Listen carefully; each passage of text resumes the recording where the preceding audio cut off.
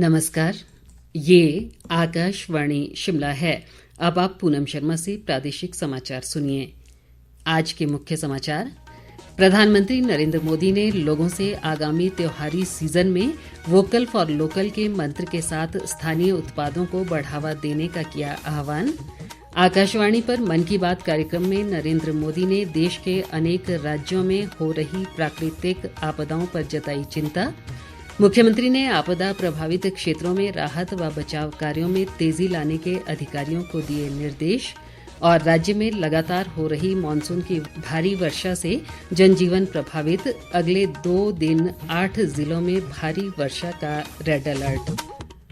अब समाचार विस्तार से। प्रधानमंत्री नरेंद्र मोदी ने कहा है कि देश को स्थानीय उत्पादों को बढ़ावा देने यानी वोकल फॉर लोकल, आत्मनिर्भर भारत और विकसित भारत के मंत्र के साथ आगे बढ़ना होगा। आकाशवाणी से आज मन की बात कार्यक्रम में उन्होंने कहा कि त्योहारी मौसम में देशवासियों को स्वदेशी की बात भूलनी नहीं है। अधिक ब्यौरे के साथ हमारी सहयोगी। प्रधानमंत्री नरेंद्र मोदी ने देशवासियों से आगामी त्योहार सीजन में स्थानीय उत्पादों का अधिक से अधिक उपयोग करने का आह्वान किया है। मन की बात कार्यक्रम में उन्होंने कहा कि उपहार, कपड़े और सजावट की वही चीजें लें जो मेड इन इंडिया हों और देश की ही सामग्री से तैयार हुए हों। आने वाले दिनों में बहुत सारे त्योहारों की रौनक होगी। उन त्योहारों में आपको स्वदेशी की बात कभी भी भूलनी नहीं है। उपहार वही जो भारत में बना हो, पहनावा वही जो भारत में बुना हो, सजावट वही जो भारत में बने सामान से हो, और भी ऐसा बहुत कुछ। एक ही मंत्र, वोकल फॉर लोकल। एक ही रास्ता, आत्मनिर्भर भारत। एक ही लक्ष्य, विकसित भारत। प्रधानमंत्री ने कहा कि मानसून के मौसम में प्राकृतिक आपदाएं देश को कसौटी पर कस रही हैं। पिछले कुछ हफ्तों में हमने बाढ़ और भूस्खलन का बड़ा कहर देखा है। जिन परिवारों ने अपने प्रियजन खोए, उनका दर्द हम सबका दर्द है। जहां भी संकट आया, वहां के लोगों को बचाने के लिए हमारे एनडीआरएफ, एसडीआरएफ के जवान, अन्य सुरक्षा बल, हर कोई दिन रात जुटे रहे। थर्मल कैमरे, लाइव डिटेक्टर, स्नीफर डॉग्स और ड्रोन सर्विलेंस, ऐसे अनेक आधुनिक संसाधनों के सहारे राहत कार्य में तेजी लाने की भरपूर कोशिश की गई। मैं ऐसे हर नागरिक को हृदय से धन्यवाद देता हूं जिन्होंने इस कठिन समय में मानवीयता को सबसे ऊपर रखा हुआ है। प्रधानमंत्री ने डिजिटल ऐप प्रतिभा सेतु की चर्चा की, जिसमें उन होनहार विद्यार्थियों का डाटा रखा गया है जिन्होंने संघ लोक सेवा आयोग यूपीएससी की परीक्षाओं के सभी चरण पास किए, लेकिन अंतिम मेधा सूची में जिनका नाम नहीं आ पाया। इस पोर्टल पर 10,000 से ज्यादा ऐसे होनहार युवाओं का डेटा बैंक मौजूद है। कोई सिविल सर्विस की तैयारी कर रहा था, कोई इंजीनियरिंग सर्विस में जाना चाहता था, कोई मेडिकल सर्विसेज के हर पड़ाव को पार कर चुका था, लेकिन फाइनल में उसका सिलेक्शन नहीं हुआ। ऐसे सभी उम्मीदवारों की जानकारी अब प्रतिभा सेतु पोर्टल पर उपलब्ध कराई जा रही है। इस पोर्टल से प्राइवेट कंपनियां इन होनहार स्टूडेंट्स की जानकारी लेकर उन्हें अपने यहाँ नियुक्ति दे सकती है। प्रधानमंत्री ने कहा कि रामायण और भारतीय संस्कृति के प्रति प्रेम अब दुनिया के हर कोने में बढ़ रहा है। उन्होंने कहा कि रूस में एक अनूठी प्रदर्शनी आयोजित की गई थी, जहाँ बच्चों ने रामायण के प्रसंगों पर आधारित चित्रों का प्रदर्शन किया। दुनिया के किसी भी कोने में चले जाएं, वहाँ आपको भारतीय संस्कृति का प्रभाव देखने को जरूर मिलेगा। रामायण और भारतीय संस्कृति के प्रति ये प्रेम अब दुनिया के हर कोने में पहुंच रहा है। रूस में एक मशहूर स्थान है व्लादिवोस्तोक। इस महीने व्लादिवोस्तोक में एक अनूठी प्रदर्शनी लगी। इसमें रूसी बच्चों द्वारा रामायण की अलग अलग थीम पर बनाई गई पेंटिंग्स को भी शोकेस किया गया। यहाँ पर एक कंपटीशन का भी आयोजन हुआ। दुनिया के अलग अलग हिस्सों में भारतीय संस्कृति के प्रति बढ़ती जागरूकता देखकर वाकई बहुत प्रसन्नता होती है। नरेंद्र मोदी ने श्रीनगर में आयोजित प्रथम खेलो इंडिया जल क्रीड़ा उत्सव की चर्चा भी की, जिसमें देश भर से 800 एथलीट ने भाग लिया। प्रादेशिक समाचारों के लिए समाचार कक्ष से मैं राजकुमारी चंदेल।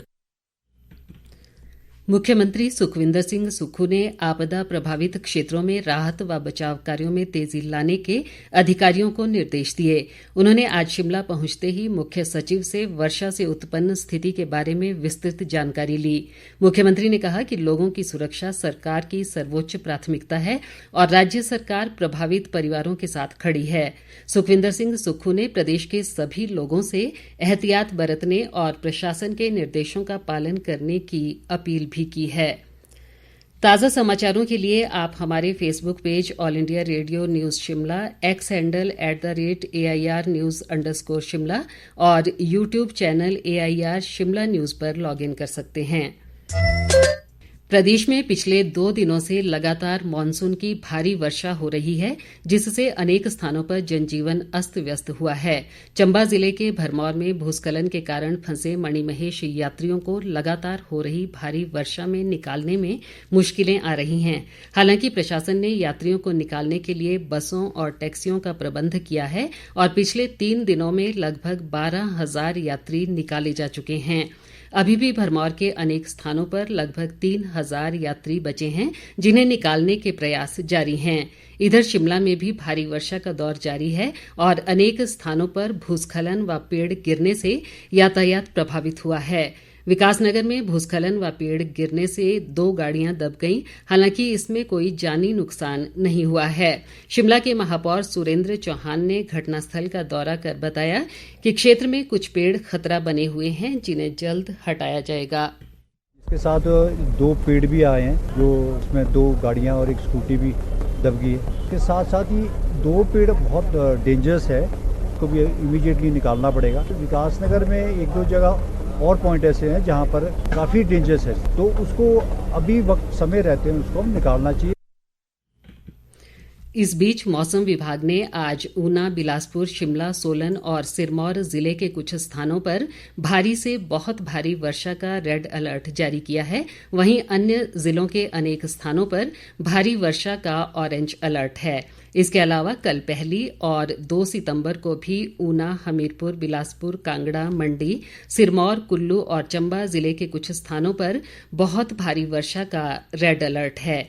राज्य के अन्य जिलों में भी अगले 2-3 दिन भारी वर्षा होने के आसार हैं। प्रशासन ने भारी वर्षा को देखते हुए लोगों से नदी नालों के नजदीक न जाने और अनावश्यक यात्रा न करने की अपील की है। इस बीच शिमला, सोलन और सिरमौर जिलों में भारी वर्षा को देखते हुए प्रशासन ने कल 1 सितंबर को सभी सरकारी व निजी शिक्षण संस्थानों सहित आंगनबाड़ी केंद्रों में अवकाश की घोषणा की है। उप मुख्यमंत्री मुकेश अग्निहोत्री ने कहा है कि भारी वर्षा से प्रदेश में जल शक्ति विभाग को काफी नुकसान हुआ है।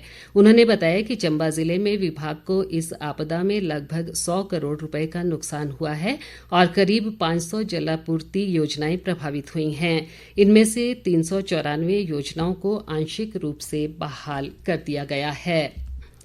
तकनीकी शिक्षा मंत्री राजेश धर्माणी ने आज घुमारवीं स्थित पुराने बस स्टैंड क्षेत्र का दौरा किया। इस दौरान उन्होंने भारी बरसात के कारण खतरे की जद में आए 9 परिवारों के लोगों से बातचीत की और स्थिति का जायजा लिया।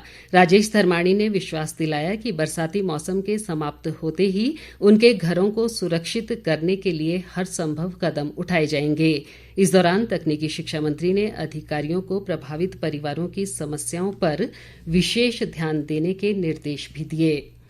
नेता प्रतिपक्ष जयराम ठाकुर ने कहा है कि राज्य सरकार के कुप्रबंधन के कारण हजारों मणिमहेश यात्री भरमौर के अनेक इलाकों में फंसे हैं और सरकार सही आंकड़े छुपाने का प्रयास कर रही है। उन्होंने कहा कि ये यात्री पिछले कई दिनों से फंसे हैं और राज्य सरकार की उदासीनता दुर्भाग्यपूर्ण है।